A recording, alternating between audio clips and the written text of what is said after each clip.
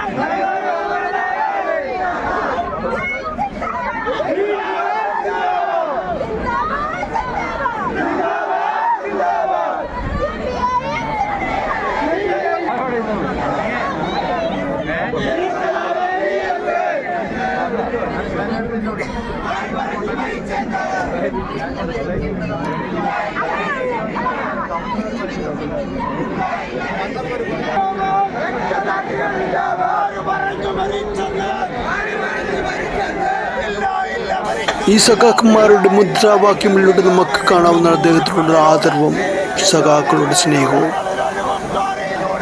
അവരോടുള്ള അദ്ദേഹത്തിൻ്റെ എല്ലാവിധ സ്നേഹവും ആശംസിച്ചുകൊണ്ടിയാൽ എല്ലാം നടത്തുന്നു. നന്ദി, നമസ്കാരം.